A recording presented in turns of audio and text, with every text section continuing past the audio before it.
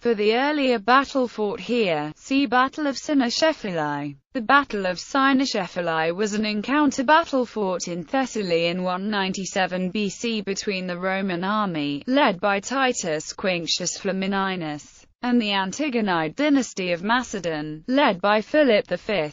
Prelude. In 2001 BC, Rome won the Second Punic War against Carthage. Philip V of Macedon had attacked Rome's client states in the Mediterranean for 20 years. The Greek city-states, led by Athens, appealed to Rome for help. In 197 BC, the Roman army of Titus Quinctius Flamininus, with his allies from the Aetolian League, marched out towards Pheræ in search of Philip, who was at Larissa. Armies. Romans. Flamininus had about 25,500 men, thus subdivided: 20,000 legionary infantry, 2,000 light infantry, 2,500 cavalry and 20 war elephants. Further, it included soldiers from the allied Aetolian League, light infantry from Athemania, and mercenary archers from Crete. Macedonians. Philip had about 27,000 men, of which 16,000 were phalangites, 4,000 light infantry, 5,000 mercenaries and allies from Crete, Illyria, Thrace, plus 2,000 cavalry.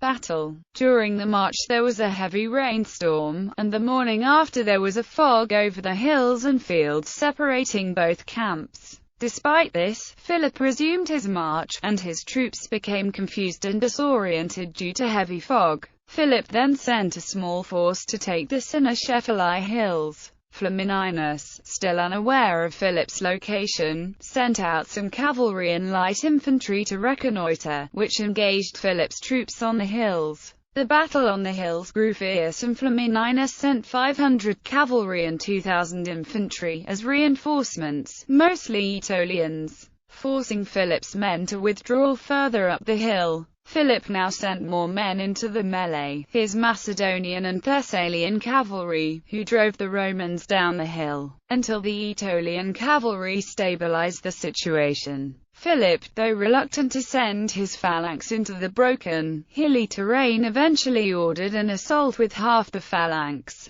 8,000 men. When he heard of the Roman retreat, Flamininus positioned his troops on the field as well. He left his right wing in reserve, with his elephants in front, and personally led the left wing against Philip. Meanwhile, Philip's phalanx had reached the summit, and after joining with their light troops and cavalry which he placed on his right wing, Philip had his phalanx charge down the hill into the oncoming legionaries. As the Roman left was slowly being driven back, Flamininus took command of his right and ordered an assault there. Philip's right wing was now on higher ground than the Roman left, and was at first successful against them. The phalanx drove the Romans down the slope. The Roman legions on the left did not break, and fought fiercely. However, his left wing and center, commanded by Nicanor, never managed to form up properly. The Roman right attacked the Macedonians and were more successful than the Roman left. Flamininus concentrated his attack on Nicanor and the Macedonian left. Now that the battle was balanced, Flamininus sent his elephants charging into the phalangites, and they panicked. After breaking through, one of the Roman tribunes took 20 maniples and attacked the Macedonian center and left from behind and the sides. The 20 Roman maniples numbered about 2,000 men. The Macedonians were unable to reposition themselves as quickly as the Roman maniples.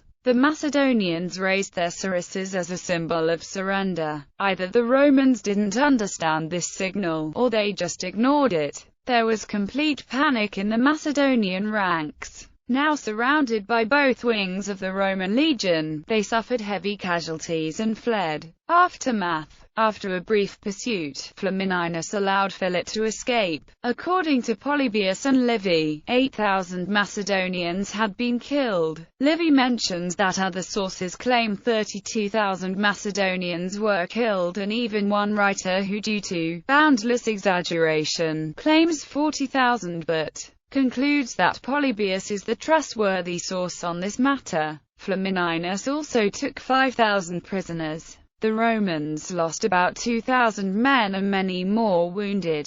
It is generally perceived that with the later Battle of Pydna, this defeat demonstrated the superiority of the Roman legion over the Macedonian phalanx. The phalanx, though very powerful head-on, was not as flexible as the Roman manipular formation and thus unable to adapt to changing conditions on the battlefield or break away from an engagement if necessary. This assertion has been challenged by some who point out that the Romans were only able to attain victory by taking advantage of the fact that the Macedonian left wing was not fully formed, although this is also given as evidence of the phalanx's unwieldy nature when compared to the legion. In any case, the result of the Battle of Cynoscephalae was a fatal blow to the political aspirations of the Macedonian kingdom. Macedonia would never again be in a position to challenge Rome's geopolitical expansion, although the peace that followed allowed Philip to keep his kingdom intact. Flamininus proclaimed that other Greek states previously under Macedonian domination were now free. Philip also had to pay 1,000 talents of silver to Rome, disband his navy, most of his army, and send his son to Rome as a hostage. Summary of the Battle of Cynoscephalae. There was a chance encounter between the advance groups of both armies at the summit near the pass. They approached from opposite sides.